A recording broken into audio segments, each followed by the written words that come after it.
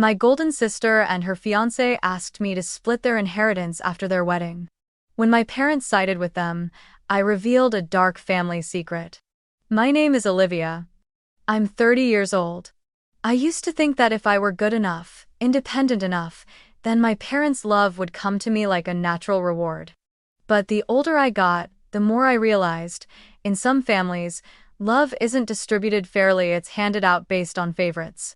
And, in my family, that order of favoritism always started with one name: Emma. I was the eldest. Since I was 16, I had been working after school selling coffee, babysitting, helping clean my parents' bakery. No one forced me to do it. But no one stopped me either. They just nodded, patted my shoulder, and said, "You're the big sister, you should set an example." At first, I felt useful and I liked that feeling. I thought that if I didn't ask for money, didn't cause trouble, didn't make a fuss, then at the very least, I'd earn respect. Emma was different. From a young age, she had this invisible glow around her. Mom signed her up for ballet, singing lessons, French classes, all the things I once dreamed of but never dared to ask for. Because I knew the answer was always, "We're tight on money." But somehow, that tightness only showed up when I wanted something. When Emma wanted a new tutu or a summer ballet camp in another state, suddenly my parents would find a way.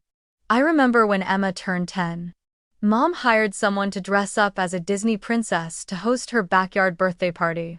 There was a 3-tier cake, mini fireworks, and even a small live band made up of Dad's friends. I was 14, standing silently with a camera in hand, taking photos of her, and later, I was the one who cut the cake for the little guests while Mom was busy entertaining the adults. 2 months later, on my birthday, Mom left a small slice of cake on the kitchen table with a note that read, "Happy birthday, I'm working the night shift." I ate it alone, no candles, no gifts. Just the flickering kitchen light above. I never blamed Emma. She never asked to be the center of the universe. But she never turned down the role either. She got used to being praised, pampered, forgiven. When she broke Mom's crystal vase, I was the first to be questioned. When she skipped school to see her first boyfriend, I was the one reminded. "You're her sister. You should teach her to be better." I lived in a strange kind of silence where everything I did right was expected and everything she did wrong came with a charming excuse. I got into college with a full scholarship. I studied and worked part-time, saving every penny to get by. A few years later, Emma chose to major in performing arts. When she failed to secure a scholarship, my parents said, "It's okay, as long as she gets to live her passion." They took on more debt to pay her tuition. And me? I never dared to borrow a dime, afraid of being called a burden. My grandfather was the only one who truly saw me. He used to secretly slip me some pocket money, tucked into coat pockets or hidden in old cookie tins. He didn't say much, but he often reminded me, "You don't have to shout to be seen, Olivia. People with true light don't need the spotlight." When he passed away, it was the only time I felt like someone had just snuffed out the last candle inside me. The will was read 3 weeks after the funeral. The lawyer announced that my grandfather had left me a savings account. It wasn't a huge amount, but enough for someone to start something of their own. I cried when I left the lawyer's office, not because of the money, but because of what it meant to be remembered, to be seen. But from that day on, no one in the family ever mentioned the money again, as if it had never existed. My parents didn't ask what I planned to do with it. Emma didn't seem to care. I didn't push for their attention either. I figured I'd use it when the time came, maybe to start a business or buy a small place of my own. I never imagined I'd have to defend what was mine, not until the day of Emma's wedding. The story truly begins again that night, when people raised glasses to celebrate my little sister and called it the happiest day of her life. And I, the one who once shared every dream, every meal, every pair of shoes with her, was suddenly asked to share the one last thing our grandfather had left just for me. No thank you, no hesitation. Just a casual request, for the sake of family. And that's when I realized, some things, if you don't stand up for them, others will treat as yours to sacrifice by default. Dinner that night took place at the usual Italian restaurant, the one our parents always chose for special occasions. The long table was set by the glass window, candlelight dancing on the surface of red wine glasses. Emma sat in the center like a little queen newly crowned, and Logan, with his polished look and perfectly timed words, didn't take his eyes off his new wife for a second. I sat slightly off to the side, quiet as usual. I wasn't planning to say anything until Emma, while cutting into her lasagna, looked up and said in a light, casual voice, "Oh, I just remembered the money Grandpa left for the two of us. I was too young to care back then, but now that I think about it, what a blessing, huh?" Then she smiled, turning to Logan like she was planting a seed. Logan set down his fork and shrugged. "Yeah, if Olivia doesn't need it right now, maybe we could use half of it as a deposit for the apartment." He laughed, that kind of half-joke people use to test the waters before they decide whether to push further or back off. The whole table chuckled politely, but no one disagreed. I looked up, chopsticks frozen in midair. And then, the next thing my mother said felt like a splash of cold water straight to my face. "It's good to share a little with your sister. After all, the money was from Grandpa for both of you, no need to be so rigid about splitting it, right?"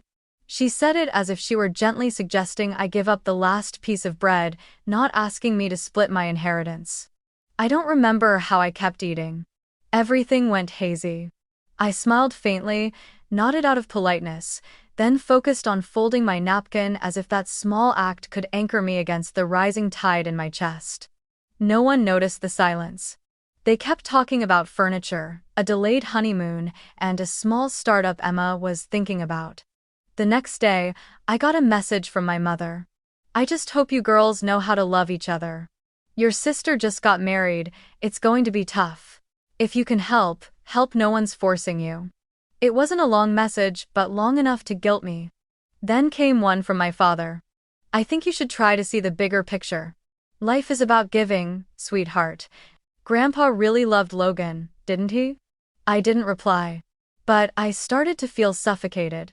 Then came the others. My youngest aunt. A cousin I hadn't heard from in ages. Suddenly calling to check on me, ending with, "I heard about the savings your grandfather left you. That's really special, congratulations." I felt like I had been placed on a stage I never auditioned for, cast into a role where saying no made me the villain, but saying yes made me a puppet. I couldn't decide which was worse. Emma called me on Thursday night, just after I got off work. I was sitting in my car, parked in front of my house. Her voice was light as a feather, beginning with a vague, unfinished sentence, "Are you okay?" Then, without waiting for my answer, she continued, "I was just thinking, if you really love your family, then money shouldn't matter, right?" She paused, as if giving me time to feel guilty, then added, "I don't want to pressure you. It's just, Logan and I are going through a rough patch, and we haven't asked anyone else. You're the only one we truly trust." I swallowed hard.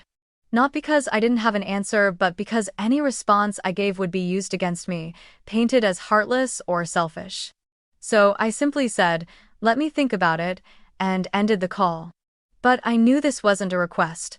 It was a trap, a guilt game, and if I said no, I'd be the one accused of destroying family harmony. From that moment, I felt like I was under surveillance. Every message, every call, felt like a tightening noose. Every check-in came loaded with expectations and unspoken implications. People no longer asked how I was doing. They asked, "So what are you planning to do with your share?" I thought of my grandfather.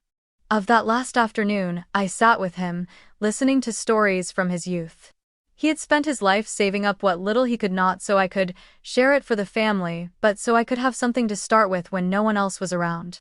And now, the last thing he left for me was being turned into some kind of moral test. I started to wonder, if I said no, would I really be the bad one? Or would it just be the first time I chose to keep what was mine?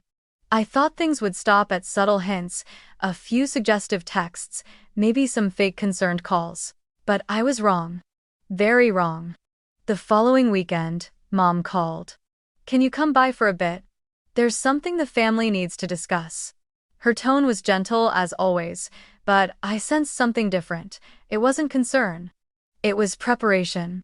When I arrived, the table had already been set. Not for a casual meal, it felt like a planned meeting. Dad sat at the head of the table, Mom beside him, and unsurprisingly, Emma and Logan were already there. Emma smiled at me like everything was fine.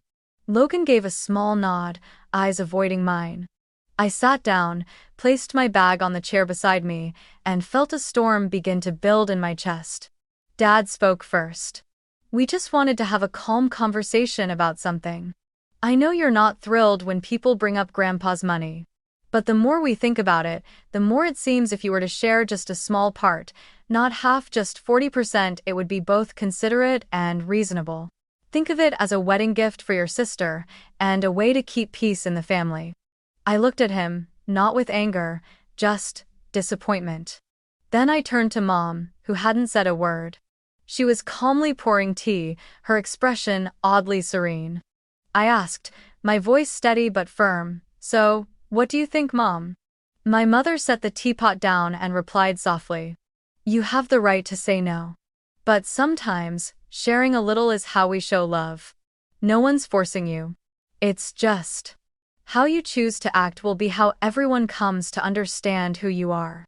I took a deep breath, keeping my voice calm. I understand. So, let me make this clear once and for all. This was something Grandpa left specifically for me. And I will not be sharing any of it.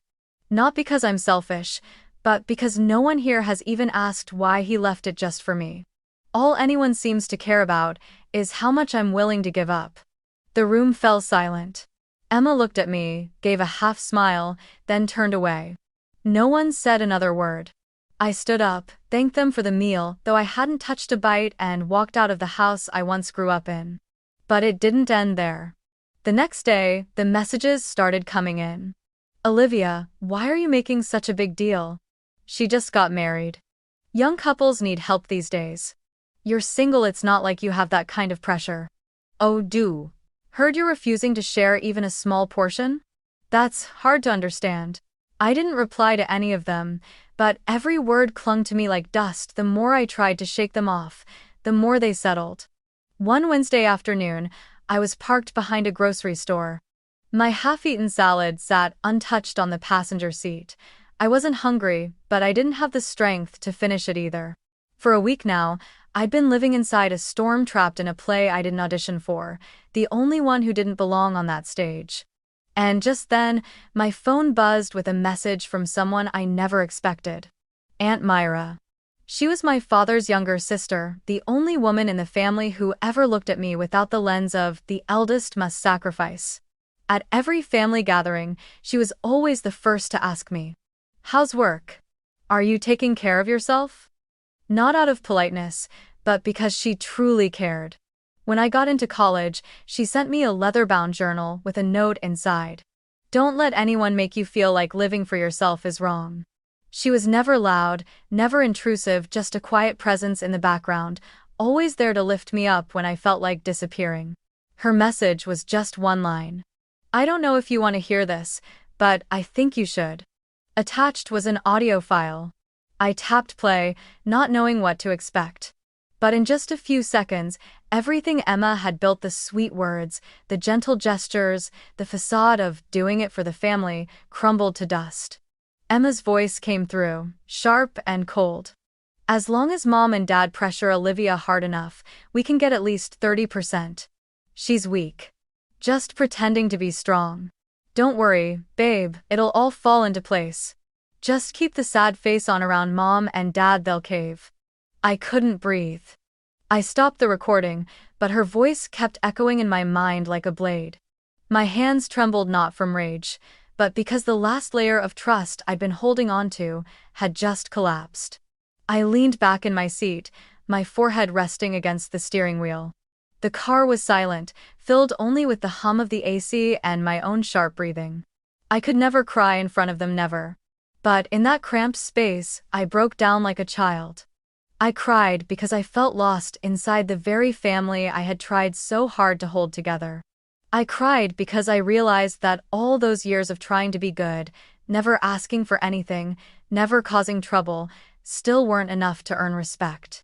I cried because, for the first time, I wished my grandfather were still alive so I could have just one person standing beside me, even if it was just a glance, a nod, a hand resting on my shoulder without needing to say a word. I missed him. I remembered my graduation, how thin and frail he looked, yet still rose to his feet and walked over to me, placing his hand on my shoulder and saying, "You've done well. You don't need anyone's approval to know your worth." Lol. At the time, I didn't fully understand what he meant. But now hearing Emma's voice so cold and calculated, realizing that even my parents were playing a role in this, I did. I had only one thing left: the truth.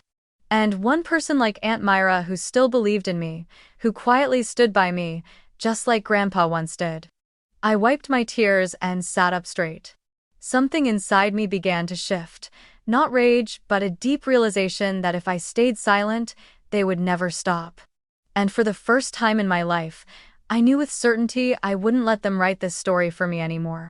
From now on, I hold the pen. The next day, I took a half-day off work and drove into the city to the law office. The building was 6 stories of glass and steel, cold and impersonal, not the kind of place you'd expect to seek justice. But I only needed one thing: confirmation that I wasn't crazy. That what I was trying to protect was truly mine, not just me being stubborn, as they claimed. My lawyer was a woman in her early 40s, petite, with her hair neatly tied up and eyes sharper than anyone I'd ever met. Her name was Clara. It took her 5 minutes to review the copy of the will, the one my grandfather had sent me last year, and she confirmed everything in a firm, steady voice.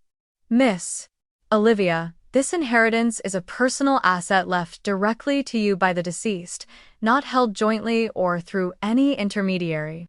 No one, not your parents, siblings, or anyone's fiancé, has any legal claim to this unless you provide written consent. To put it plainly, unless you sign something yourself, no one can touch a cent." I nodded, silent. I felt lighter, not because I had won, but because, for the first time, I had something solid beneath my feet. I asked Clara one final thing. "If they keep pressuring me through words or social behavior, does that count as harassment?" Clara looked at me, serious. "It depends on the degree. But if you feel emotionally cornered, mentally threatened, or your reputation is being harmed, start collecting evidence. Recordings, texts, witness accounts, even vague social media posts.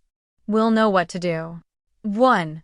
I walked out of the office with a USB drive, a printed confirmation letter, and something new blooming quietly inside me. Not anger, but dignity, freshly awakened. That evening, I began organizing everything. I created a new folder on my computer and titled it Boundaries. I downloaded every message from Mom, from Dad, from aunts, uncles, cousins, and saved each one Emma had sent. I clipped the audio file from Aunt Myra, added timestamps and dates. Even the passive-aggressive remarks from the last family video call. I started recording any conversation where my name came up. I didn't go online to clap back. I didn't post vague statuses. I didn't ask anyone to take my side. The only thing I did was write a letter. A handwritten one, addressed to the house I once called home. It wasn't long. It wasn't angry. It didn't accuse. It was simply a truth, the kind a daughter says out loud when her heart has been turned into a battleground. "Dear Mom and Dad, I know you think I'm overreacting. But if refusing to share my inheritance makes me selfish in your eyes, then maybe what family means to you has become very different from what it means to me. I've been cast as the villain, not because I did anything wrong, but because I refused to surrender. I haven't taken anything from anyone. I'm just protecting what's mine.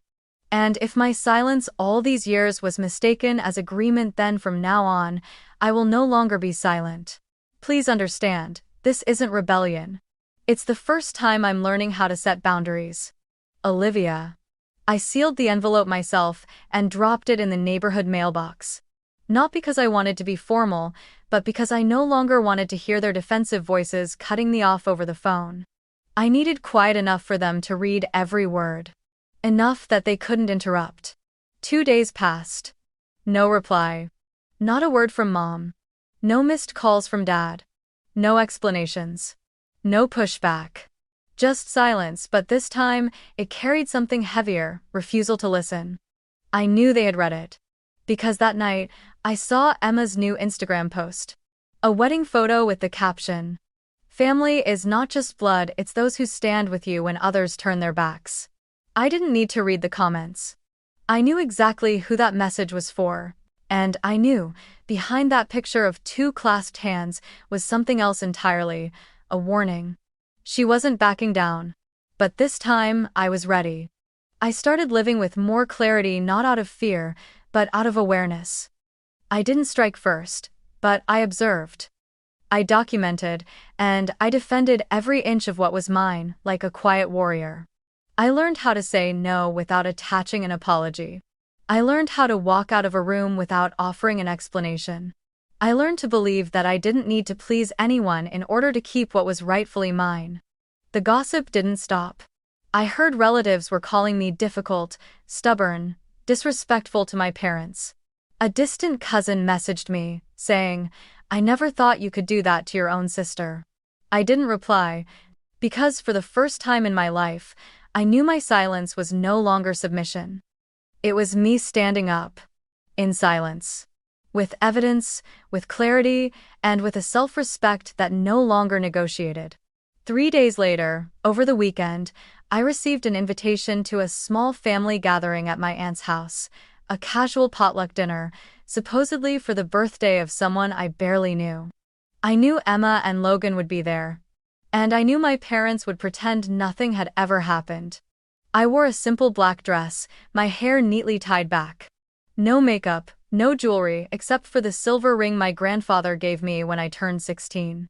I brought an envelope, and I said nothing until the evening was nearly over, just as Emma stood surrounded by the aunts, laughing brightly as she recounted her honeymoon stories, while my mother sat at the corner of the table, idly turning her iced tea as if deep in thought.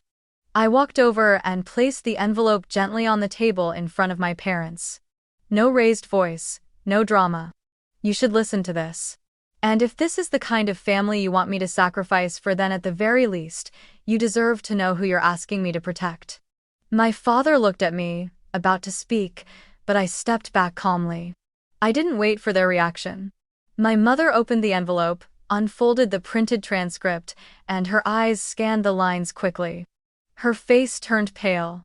Her hand trembled slightly as she pulled out her phone and played the voice clip I had forwarded privately to both her and Dad. No one spoke for nearly a full minute. When Emma's voice filled the room, sweet, calculated, shameless, the entire gathering fell silent. A few relatives put their forks down. Logan, mid-pour, froze with the water pitcher still suspended in the air. Emma, standing barely 5 meters away from me, turned her head, her expression briefly confused, then hardened into defense. "That was edited," she said loudly. "It was a private joke between me and Logan." I was joking. "Olivia, are you really going to twist something out of context just to humiliate me in front of the entire family?" I looked her straight in the eye. "I haven't said a word. You said it. How people choose to understand it, that's up to them." And she tried to speak again, but my father stood up. For the first time in months, he didn't look at me. He turned to Emma, voice hoarse. "Emma, is it true you said that?" Emma stammered. I didn't think anyone would take it so seriously. I was just upset in the moment." My mother said nothing. She lowered her head, quietly dabbing her eyes with a tissue. And me? I just stood there. Still, not a trace of satisfaction. Because I knew this moment wasn't about revenge, it was about closure. Whispers began to ripple through the family. An aunt muttered, "My God, so it was true?" A distant uncle sighed. Everyone thought Olivia was being difficult. Turns out they were playing her from the beginning. I didn't wait for the party to end. I nodded briefly, then walked out. Not to escape, but to leave, with the posture of someone who had finally been seen. On the drive home, I rolled the window down, letting the wind rush through my hair. Not because I felt relief, but because I was finally letting go of something heavy, the burden of needing to prove anything. I had done enough. The truth had been revealed. And from now on, whoever chooses to believe what, that's their choice. As for me, I choose to believe in myself. And for the first time, I knew I had won. Not by shouting, but by staying silent at the exact right moment. 6 months later, I stood in front of my little bookshop, coffee in hand, watching people stroll through a quiet street in the suburbs of Portland.